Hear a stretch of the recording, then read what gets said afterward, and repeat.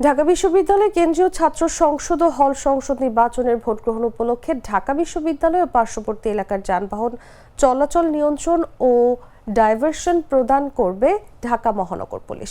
সোমবার DMP commission Sheikh Mohammad Sajjad Ali স্বাক্ষরিত গণবিজ্ঞপ্তিতে তথ্য জানানো হয়েছে।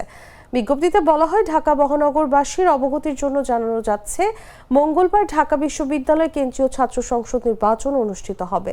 নির্বাচন সুষ্ঠুভাবে সম্পাদনের জন্য ঢাকা বিশ্ববিদ্যালয় এবং পার্শ্ববর্তী এলাকার যানবাহন চলাচল নিয়ন্ত্রণ এবং ডাইভারশন প্রদান করা হবে।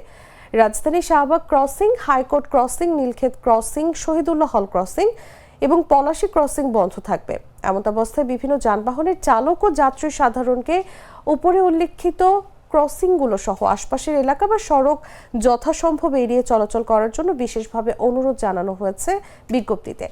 ডাকসু নির্বাচন উপলক্ষে ঢাকা বিশ্ববিদ্যালয় অভিমুখী যানবাহনগুলোকে বিশ্ববিদ্যালয় ক্যাম্পাসে প্রবেশ না করে বিকল্প সড়ক ব্যবহার করার জন্য অনুরোধ করা হয়েছে ডিএমপির বিজ্ঞপ্তিতে।